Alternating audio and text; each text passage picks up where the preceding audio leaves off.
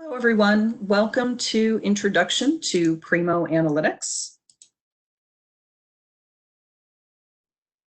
My name is Jean Dill, and I'm going to be showing you how to access and use Primo Analytics to analyze patron usage and run reports on Primo activities. Now, before we get started, I do want to thank you all for taking the time to join today's session. We do have a lot of folks attending this webinar. If you do have questions, you can ask them through the chat or the QA interface. To do that, what you want to do is you want to move your mouse to the top of the screen, and there's a chat interface right there. But please understand that we have so many folks joining in today that we're not going to be able to answer or address all of the questions that come in. But we will be following up after to be able to address as many of the questions as we can. And we are recording today's session, and we'll go ahead and get started.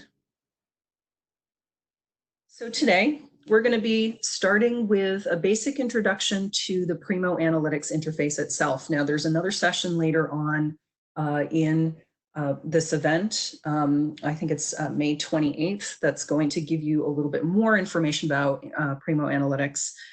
This is really going to be focusing on a very basic introduction.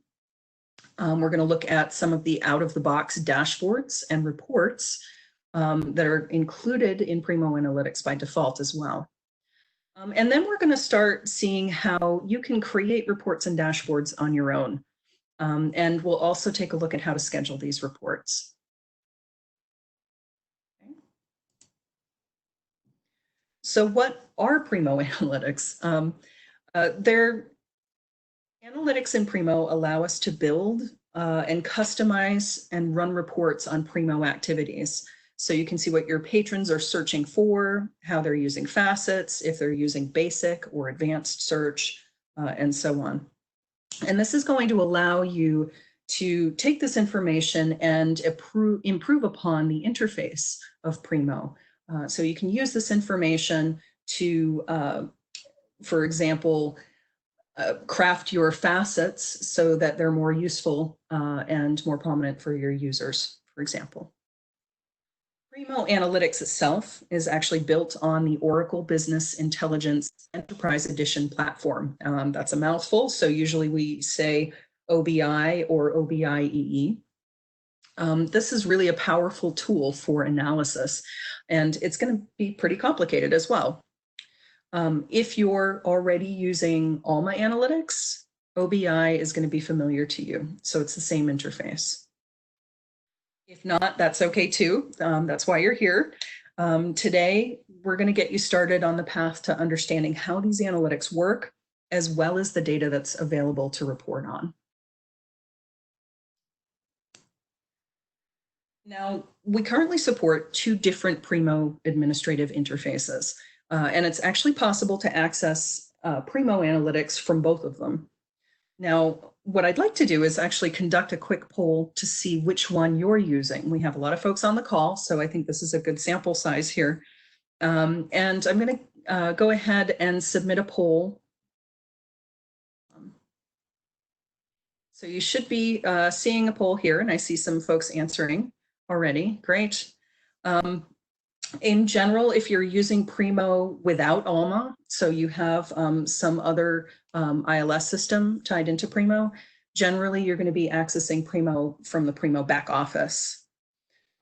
If you have Alma, most likely you're using or will be using Primo VE, and that'll be through the Alma interface. Generally, if you implemented Alma with Primo, you're going to have Primo VE, but if you implemented Primo before you had Alma and you haven't switched over yet, you're going to be using the Primo back office. So I'm seeing a lot of responses come back. This is really good. I'm seeing about, let's see,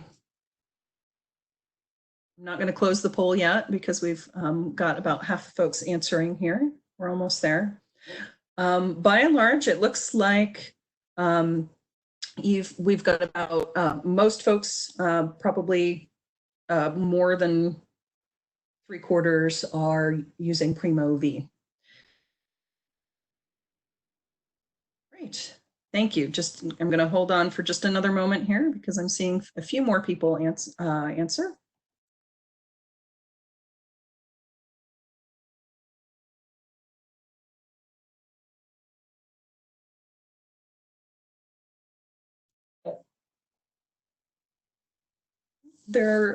So it looks like we do have a fair amount in each category too. So regardless of whether or not you're using the Primo back office or Primo VE and Alma, it doesn't really matter because both actually link into the OBI interface for the analytics.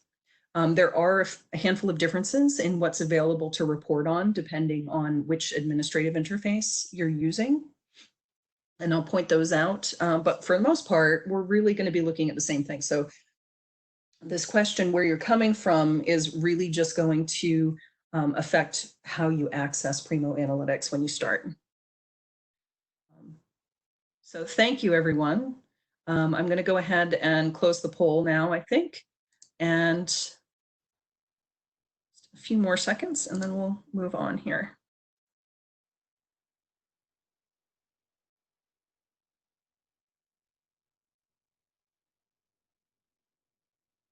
And some of you folks may be in transition as well. So I know some folks who are using the Primo back office will be soon using the Primo VE.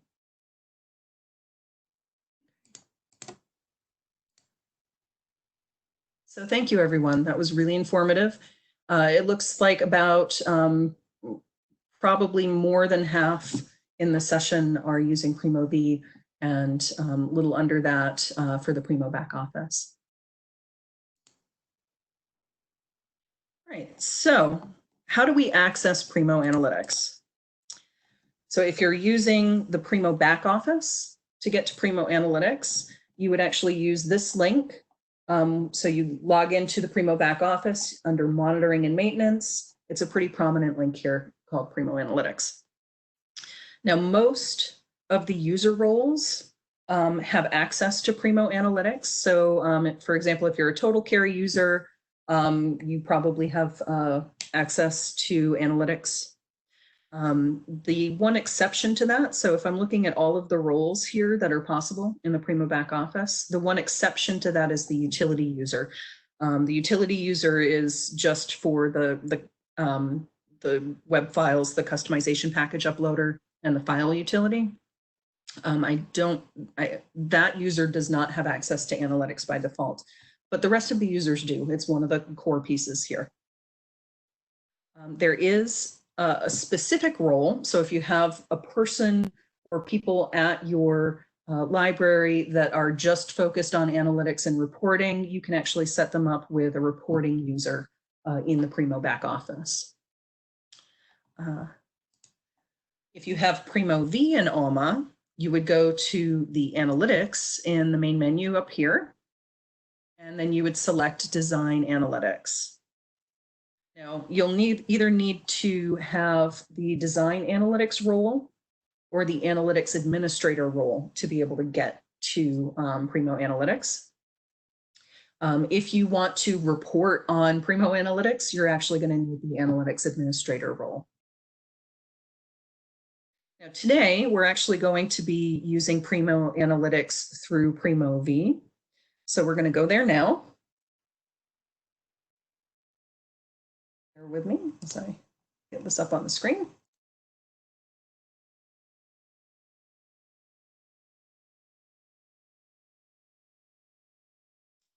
And there we are. Okay, so to get to Primo Analytics, I'm going to go to Analytics, Design Analytics. And before I click on this, I'm going to click on the analytics bar so that I can keep this open.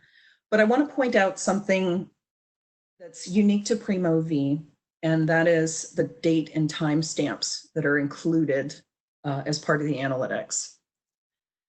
So if you see this gray bar that I'm mousing over here, we actually have 2 timestamps here. and they tell us how up to date the data in analytics is going to be. So there's a process that extracts data from Alma and it loads it into the OBI environment so that we can generate analytics from it. Now, this particular timestamp, this data updated as of date, this reflects when the process started. So everything that's been happening up to this date and time in Alma and Primo is going to be represented in the analytics here. Now, the data available as of date reflects when this latest extraction actually became available. So this is when the extraction started. This is when the extraction became available to report on. All right, so without further ado, we're going to jump into design analytics here.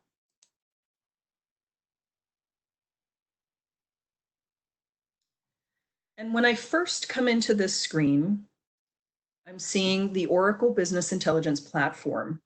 And it looks a lot different than Primo or Alma because it is a different software application. So I'm just going to give you a little bit of a foundation here as to what you're seeing. And we're going to start pretty much with the navigation here.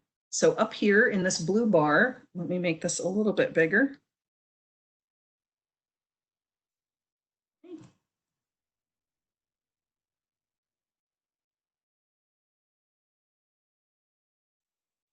Should be better.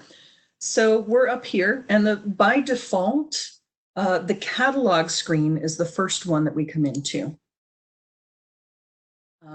So we've got our header that's up here at the top. We have a left-hand pane where we can select folders, and then we've got the majority of the screen where we're actually seeing what's in the folders here. So the catalog section is where all of the reports that you're going to be generating are saved. These include personal reports and shared reports. I'm going to go ahead and expand these folders just so that you can see what's in here. So when I expand them, I've got my folders. And my folders is going to contain everything that I create that's associated with my login. So you didn't see me log into Alma, but when I logged into Alma, I logged in with my user. And up here on the right, I can see that I'm logged in as myself, Jeannie Dill. So everything in this My Folders area is going to be mine. It's not going to be seen by any other folks in the library. This is specific to my login. This is my area that I can customize. Okay. This actually means that I can create my own reports. I can create my own dashboards, and if I don't share them with anybody else, they're just mine. So when you log in and you start creating things, recognize that when you're working in this My Folders area, you're not affecting anything that anybody else is doing. And this is just purely being able to run analyses and reports for yourself if you're in My Folders area.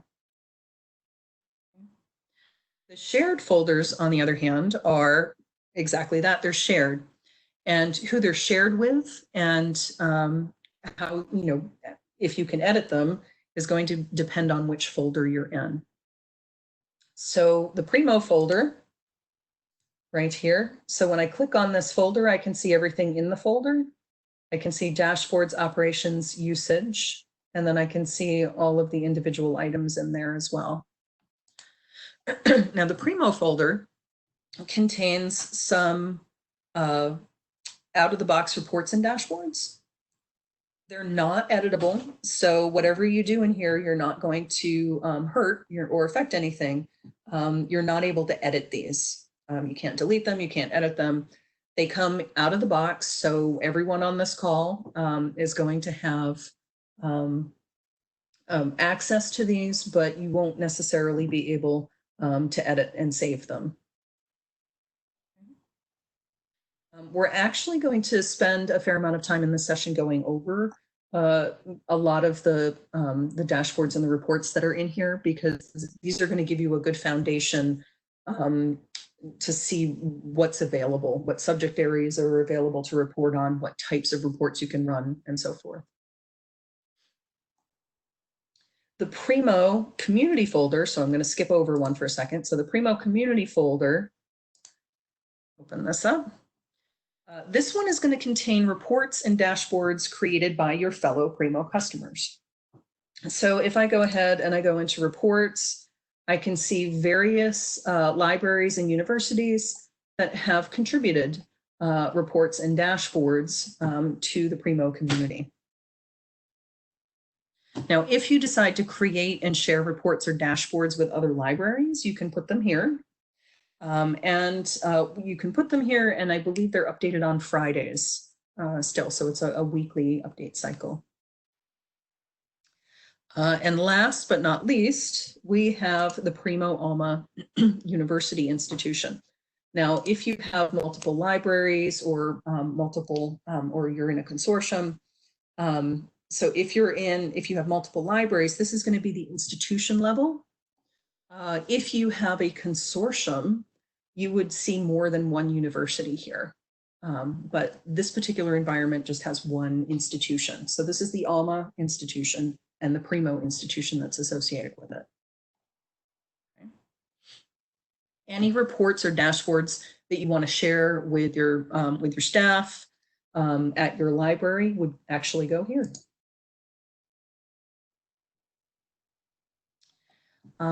If you want to schedule reports, so if you create a report and you go to schedule it, you're actually going to need to have it in this university folder as opposed to just your folder, because you want other people to be able to run it and access it. So it would actually need to be in your institution folder. It's very easy, and we're going to see this, to move dashboards or reports from one folder to another. You can copy them and so forth. We're actually going to see that a little bit further on. So generally speaking, when folks start creating reports, you create them in your folder, and when they're ready and you feel pretty confident that that's what you want that report to look like, you would move that into the shared folder and share it with other folks.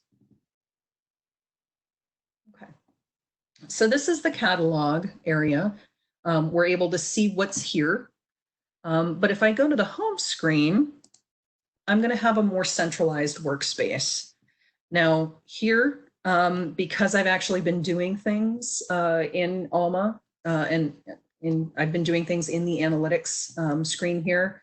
I was checking things out before I came into the session. You can see my recent activity and what I've been looking at. After we get some of that data, we can actually create a most popular, a list of most popular areas that you've visited. And again, this is particular to your login, so other folks aren't seeing this.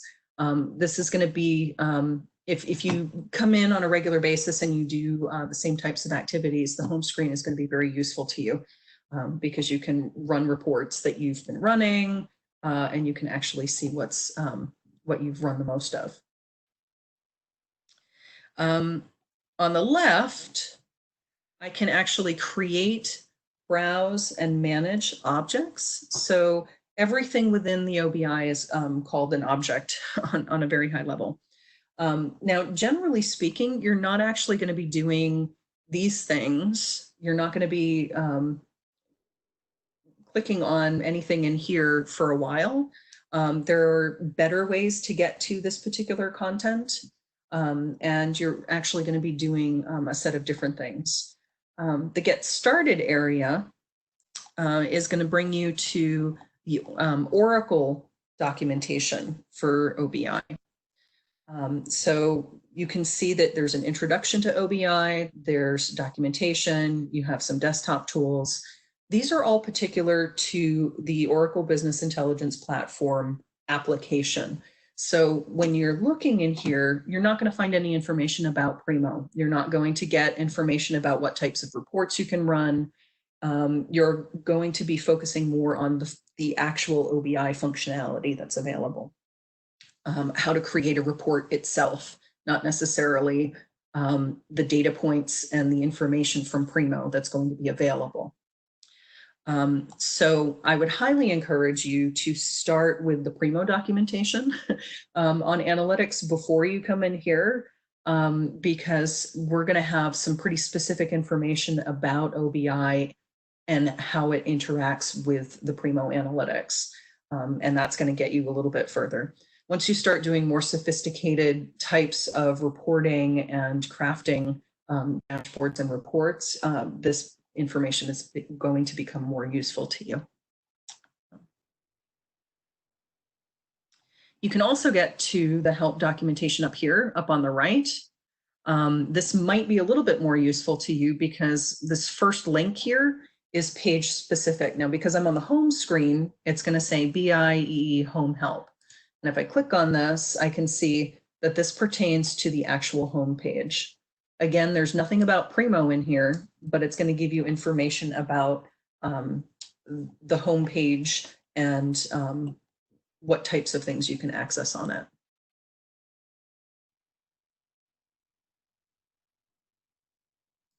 Okay, so that's the home page. A couple of other things in the navigation menu here. We have favorites. You can actually bookmark different types of objects. So for example, if I just click on more, I can add this to my favorites and I would see it up here. My dashboards. So dashboards are going to give you a shortcut to all of the available dashboards that are saved in their dedicated dashboard subfolders. So let me go back to catalog for a moment. And you'll notice that in Primo, I have 2 example dashboards. In Alma University, I don't think I have any yet, so that's going to be blank.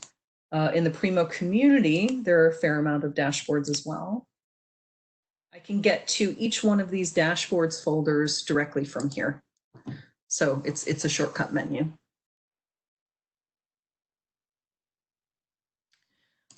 The new link here is going to allow me to create new analyses for reports, dashboards, and other different objects here. And we're actually going to be using this today to create a new analysis. The open link is going to give us kind of an abbreviated version of what's on that home page. I have recent activity and most popular. And then we have the search mechanism here. So let me click off of that. So up here, we have a search bar. This is going to allow me to search everything across the catalog. I can pick what I want, whether it's a dashboard, a report, a scorecard, for example, and then I can type the search in right here. If I click on advanced, and let's keep an eye on the screen because we're in the catalog screen, but if I click on advanced, I actually stay in the catalog screen and I get this search area opened up. So this is a much more powerful search area. Just get there. So I can target where I'm searching. So if you are looking for a type of report that you're hoping maybe someone in the Primo community has done, you could do that. You could search in that particular folder. And you can also search by type as well. Now, remember, we had the folders here. That's where these icons come in. So this binoculars search right here, that's the search folder. But if I wanted to go back into folders, I could click there. So this is essentially the advanced search as well.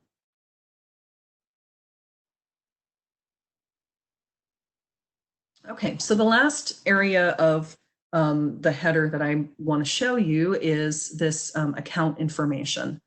So when I signed into Alma with my login, so I came from here and I clicked on Design Analytics, it actually carried over who I am, and now I have account information that's in here.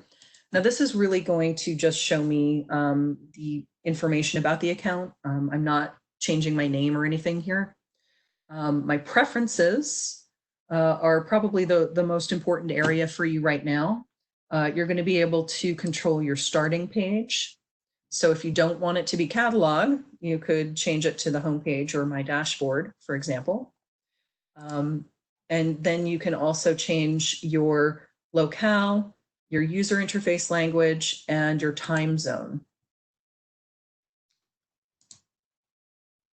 So we'll click on OK on that because I've already configured all of that. And that is the global header. So hopefully that's just going to give you kind of a frame of what is in OBI. Now we're going to go back to the PowerPoint for a moment and talk about dashboards and reports.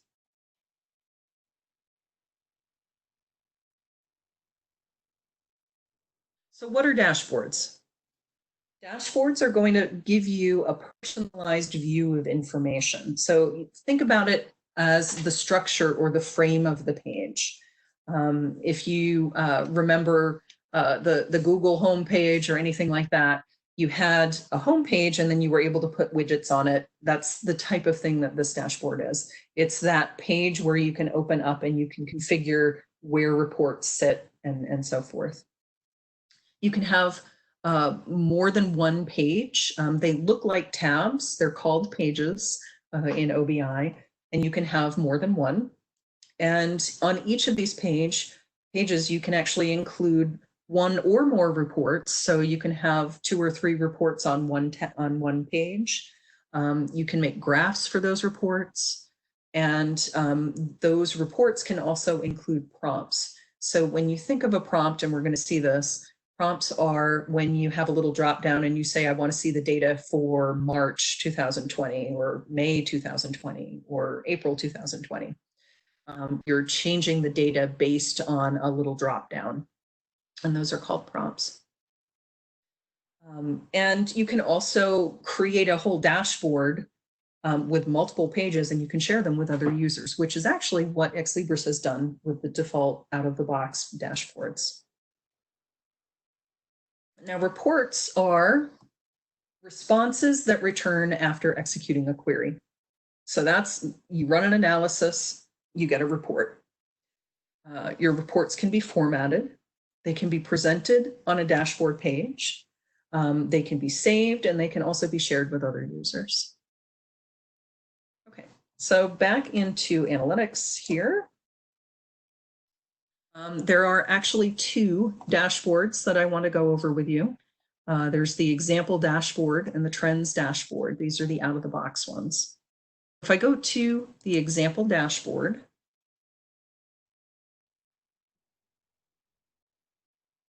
we can see here that we've got actions, devices, facets, sessions, and so on. We've got multiple pages.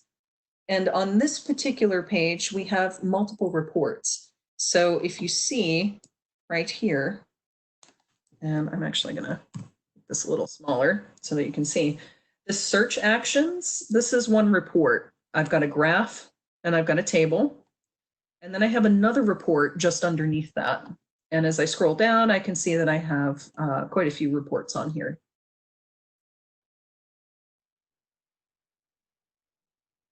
So this example dashboard is going to basically show you most of the subject areas that are available to report on. If I go to the trends dashboard, I'm going to see 2 of those. So we have search actions, which was in the other one. And then we have popular searches. So these are 2 dashboards that are out of the box, just to get you thinking about what you might want your dashboard to look like. Or maybe these dashboards are exactly what you need for your reporting. And this one is popular searches here. All right, so what I'd like to do is I'd like to actually go through and take a closer look at each of the reports that are included on the example dashboard, because there's a lot of information in here and it's really useful. So on our first page, we have actions, and then we have this prompt here. So when I click on this, I can see actions, sessions, signed in. Now, watch what happens down here when I just switch to sessions. I'm going to get a different set of information. And I'm going to get a different set of information, not just on the first report. I'm going to get it on all of the subsequent reports. So this particular prompt works for all of the reports on this page. Now this is handy if you're looking at this information in one way and you want to now look at it through a different lens, if you will. And we'll talk about what each of these are. So the first report that we've got is search actions. This is a monthly report of actions that are taken by end users related to search.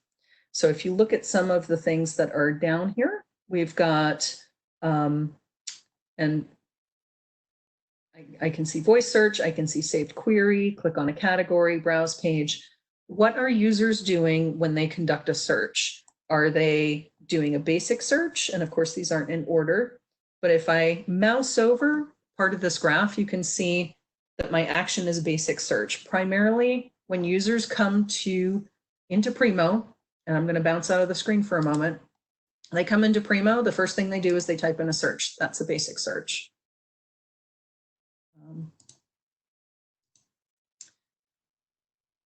Usually it looks like the next big activity that folks take is advanced search, that red block. So I can see that here. So if you're in discovery here, you're clicking on the advanced search. Okay. No, I'm not going to go through each one of these, but you get the idea. What are users doing when they conduct a search? Now over here on the right, I have the monthly counts. So here I've got the counts by month, and I can see this in a graph, and it's pretty straightforward for me to see. Here I have a table, and I can actually adjust the table. So for example, if I'm looking at, I'm trying to find one where would make sense, but let's say I wanted to organize the information and sort differently. So I want to sort descending.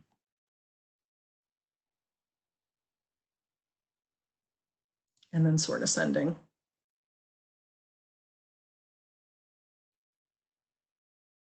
So I can change the sort.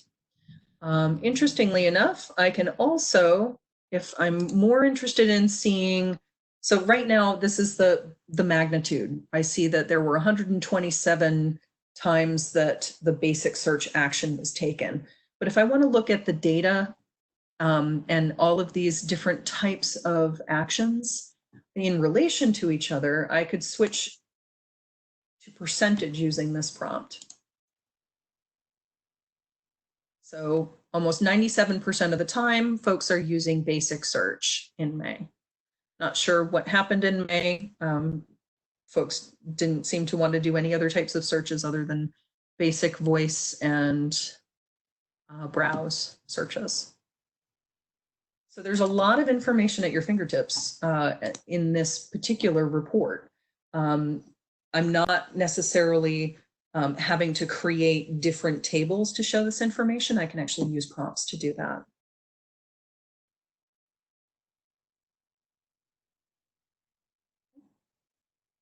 So let's look at some of the other reports that are on here. We've got the results list actions. So folks have done a search. Now they have their results. What do they do when they have their results? What actions are they taking?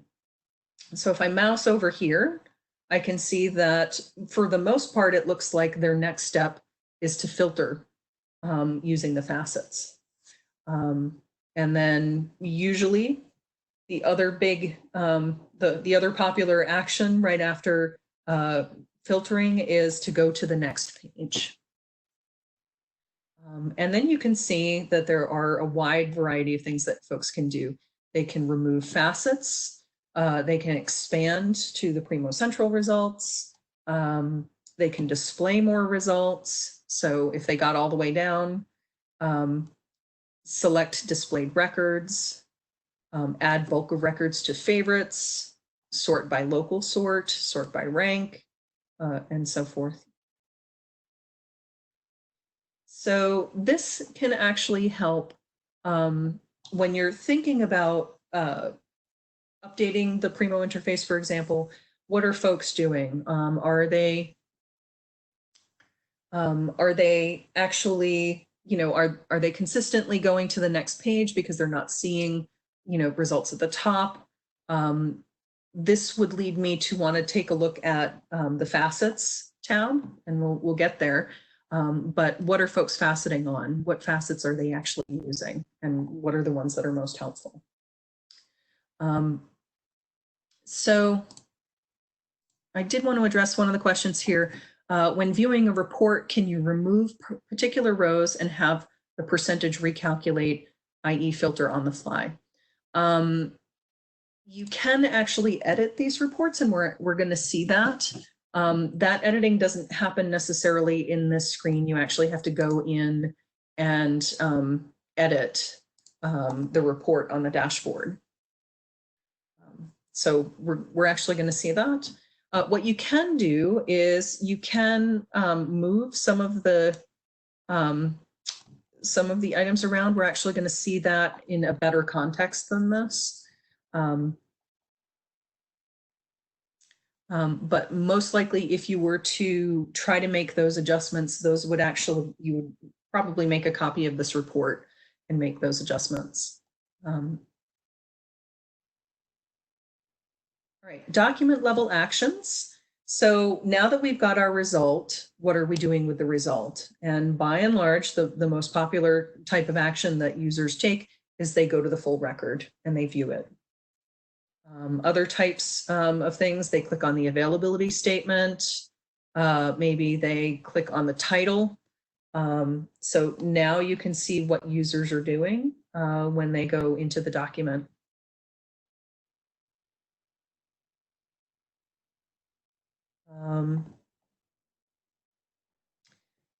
So let's see, general actions.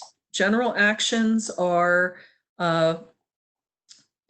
actions taken by end users related to signing in, signing out, enabling personalized results, and those types of activities. Are they going to the main menu? How, are they going to fines and fees and so forth? There's a question that I saw go by. How do we set up the reports to sort the months properly and not alphabetically? So right now they're sorted by date. I'm not sure if you wanted to sort the action, you could do that as well.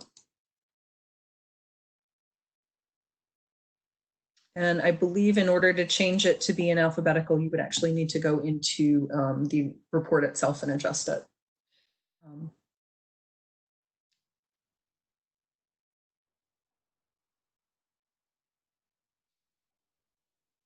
And we'll actually see that when we go into the report. So sorry, I'm just watching some of the comments come by. Thank you.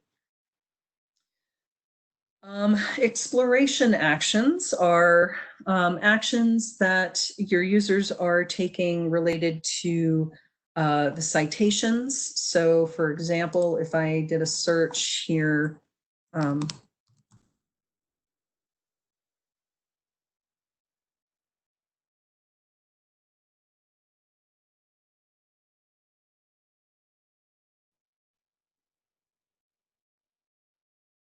into the report. So display cited by from citation trail, display citations from trail. It's a little bit slow today. So these particular icons here, so finding sources citing this, find sources cited in this. There's also a way to get to those within the full record as well. We've also got the resource recommender. So if I did like a broad search for biology, and this might not be the best one.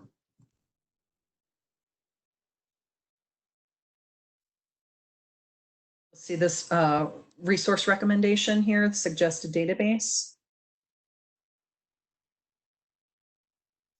Go there. This is the short reference, the topic overview. So those are some of the other types of things that we're going to find in this exploration actions category. Also collections. So, and I'm highlighting these a little bit more because these are newer functions. So collection discovery. So so if I go into, let's say, a record here.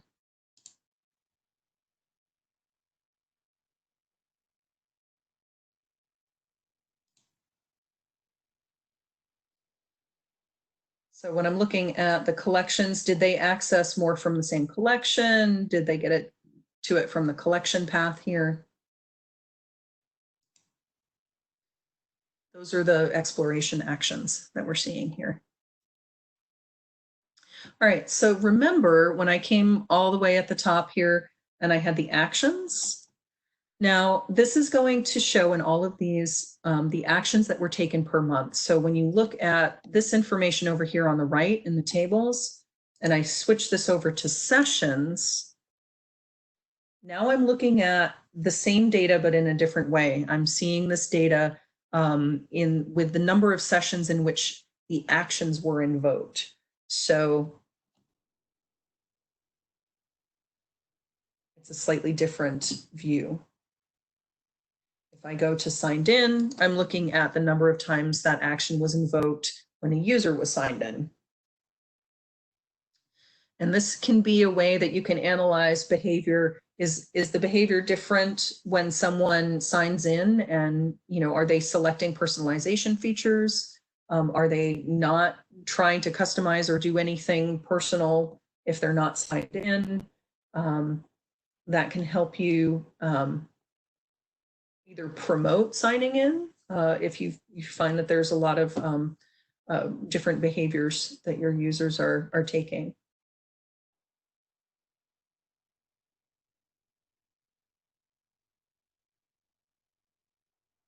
Yeah, it's in the document. So document level actions, you can actually see clicking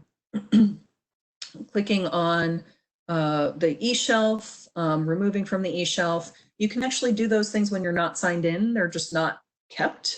And you can actually see, are people doing that much more when they are logged in? Do you want to promote folks logging in and saying, look, you can really do this and store your eShelf? Or on the flip side, are you not noticing, too much of a difference? People are signing in, but they're not using their eShelf very much.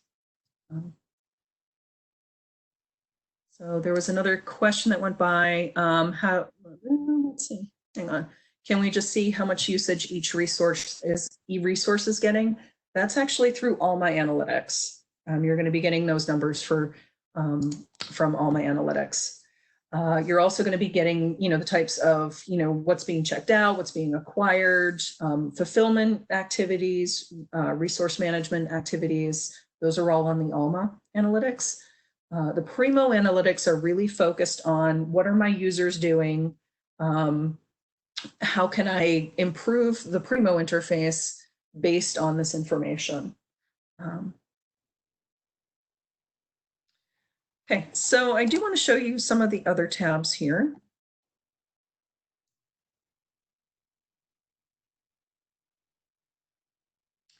We have device usage. We also have facet usage. So this is a report that we're actually going to play with in just a few minutes. But this shows us the facets that are created and how often they get used. We also have session information. This is actually going to tell me information about where those sessions are happening. And then we have popular searches. This one's really useful, especially if you notice that maybe you have, library hours is one of the most popular searches. And then you can actually use the suggested resource area to say, hey, if you want to know what your library hours are, go here. It's not going to be, something that's included in the search results. There are 3 other reports here, the zero search results, pipes, and PNX records. And to show you those, I want to come back to the PowerPoint. This environment is actually didn't have any zero search results because it's more of a it's more of a demo environment. But this is what the zero search results look like. So this is another key area that you can take a look for. How are people, what are people searching for and not getting any results for? Because that's, generally not a great user experience. So how do we fix that? What types of searches are folks doing? The other two, pipes and PNX records, are going to be specific to folks who are logging in with the Primo back office, because Primo back office is configured to work with Alma, but that information is stored separately. So if you have Primo VE, the pipes and the PNX records are going to be blank. But pipes shows you when the data was loaded from Primo into Alma. And the PNX records are going to show you what types of records you have. So if you have Furbird records or deduped records, again, coming from Primo, from the Primo back office, that's going to be recorded here. You can also see the data source. So here we've got Aleph, Digitool, and EAD. So if you're loading multiple records from multiple sources into your original Primo environment, that's where you can see this information.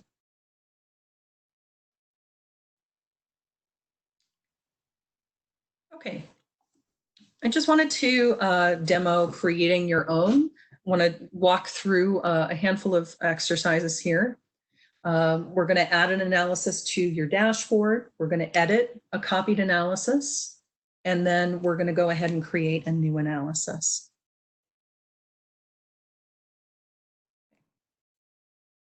To do that, we're going to come back into Alma Analytics.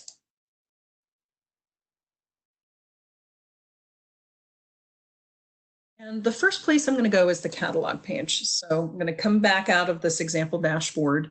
And let's say that I really like that facets report and I want to make a copy of it to my dashboard. Now it's pretty straightforward. What I'm going to do is I'm going to navigate to that particular dashboard.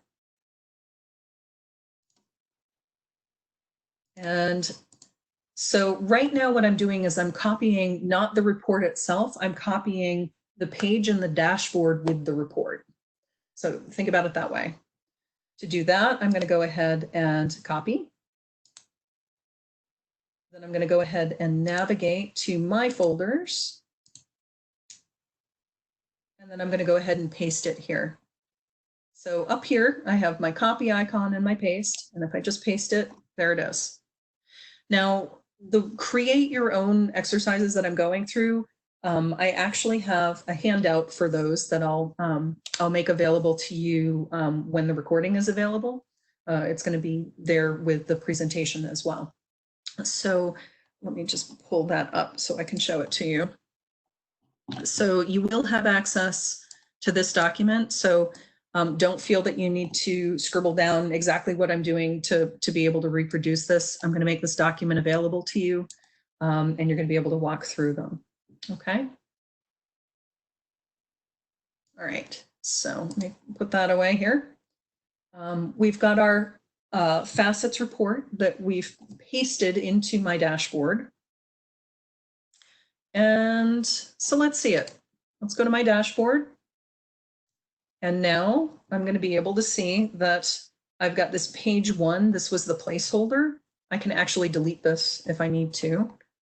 By going here, I can edit my dashboard.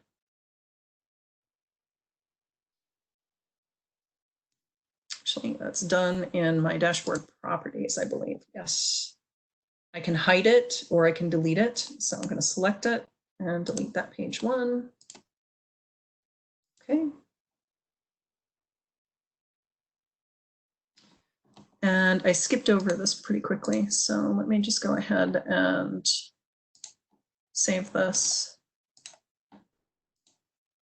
and start over here. So when I came in here, I clicked on my dashboard and now I'm displaying this.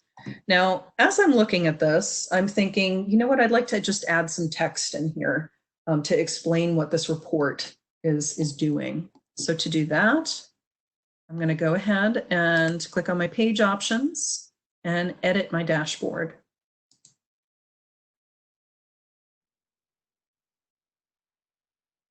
I'll come over here onto the left here, and I've got this text box. So what I want to do is I just want to put a text message that tells me what this report does.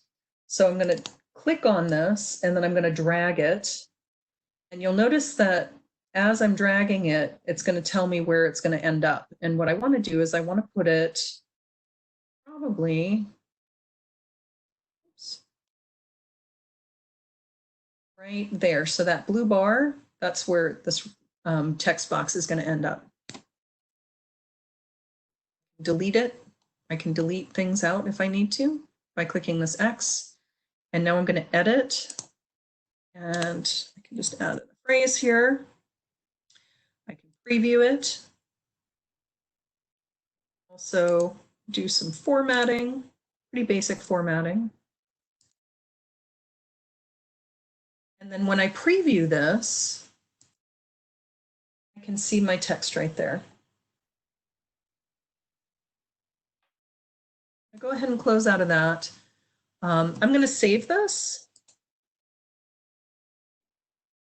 And now when I run this report, because it looks a little bit different in that preview screen, I can see that I've got my text there. Okay, so let's say that I want to take a look at this information a little bit differently, and I want to edit this report. And I don't want to necessarily edit my dashboard, which is what I just did. I want to edit the report itself. What I would like to see is the facet type group and not the date. So in other words, I want to be able to see the top level, how many folks, clicked on top level, and not necessarily when they did it. I just kind of want to see an overall count. So to do that, I'm going to go back to my dashboard. So right now what I'm doing is I'm editing my dashboard. I'm going to get that screen again where I just added my text box, but this time I'm going to come down here, and this facet usage example is actually the report that I'm editing. So to do that, I'm going to go ahead and go to properties and edit my analysis. So all that I've done so far is I've copied this page over, and now I'm editing one of the reports on it. Now, whenever you're working in an analysis, you're going to have these tabs: criteria, results, prompts, and advanced. And right now it's bringing me to the results. What I'm going to do is I'm going to come over to criteria, and this is actually where you can start making changes. So for example, if you wanted to filter the date, you can apply a filter to the date. You could decide to remove certain facet types if you didn't want to have them in there, and so forth. Now, if I go back to the results,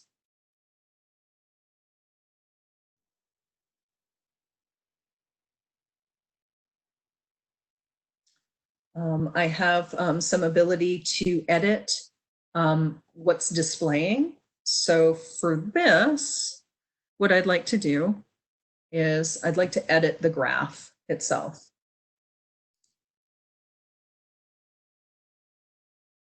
Because I'm still working with all of that same information. I just want to change the way it appears.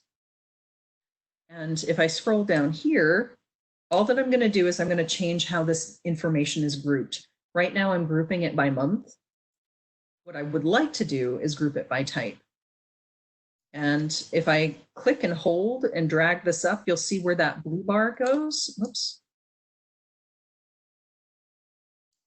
Drop it, and then I'm going to move my month down. This is a very simple change, but now my data is presenting itself a lot differently. And so here I can see, Scroll down. There's my top level facet right there. So resource type and top level and topic seem to be my three most popular facets. Okay. If I want to change the way this looks because it's a little bit scrunched, I could say, you know what, I think I want stacked horizontal instead. Now I can change the way this presents. I'm going to go ahead and click done. And that's going to save my changes, or it's going to at least save the change that I made in the results screen. If I want to save this, I actually need to click save. Now watch what happens when I click this. Access denied. So this is an example of when I brought something over from that shared folder that I'm not able to edit. I brought it over so I can make changes to it, but now it's not going to let me save over that because this is the shared one that everybody uses. In order to actually save it, I need to go ahead and save as. And from here, I can say asset usage by type.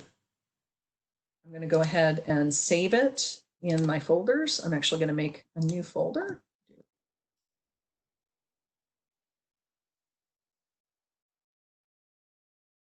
And if I don't check this, I'm not replacing the report that I just changed on my dashboard. So watch.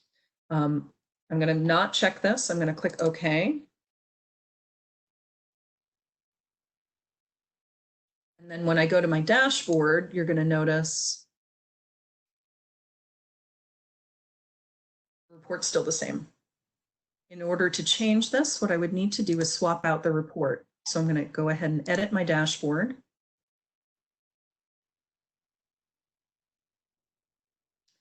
Go to my folders, my reports. And this facet usage example, this is the one that I just changed. So what I want to do is I'm going to drag this over, put it in there. And then I'm going to get rid of the other one. And now when I preview this page, I'm going to have the report that I just changed.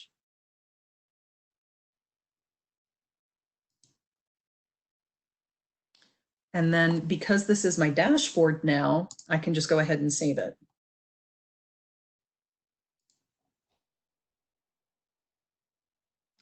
Okay, so we're almost at the top of the hour here, and we do have another area that I wanted to cover here.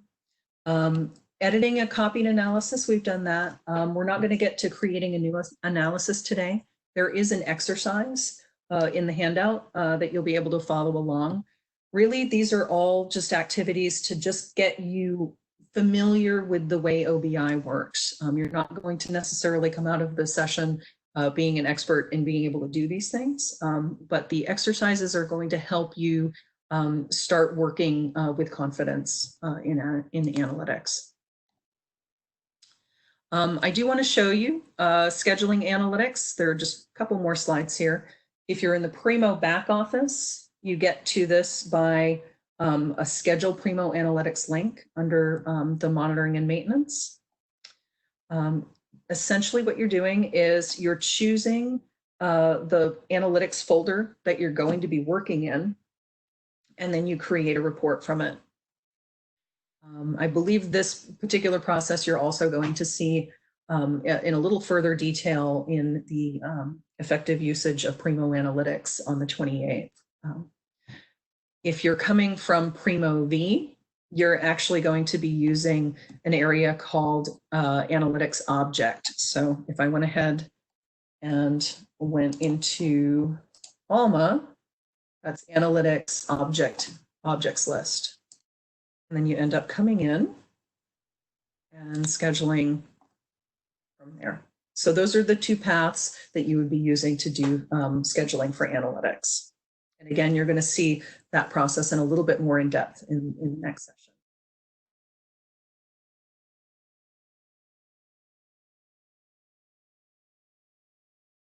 Okay. And just to wrap up for today, there are additional resources, both in the documentation and the training, both on Primo Analytics and Primo VE Analytics. So depending on where you're accessing your analytics from, you're going to have some differences in documentation. And some additional support resources from us. We have the Idea Exchange as well as the Developer Network.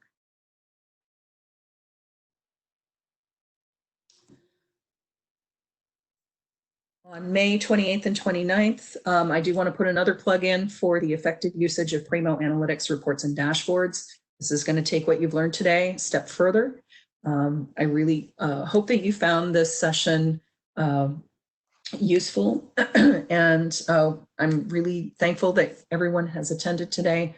Thank you all for taking time out of your day, and I hope you have a good rest of the event. Thank you very much.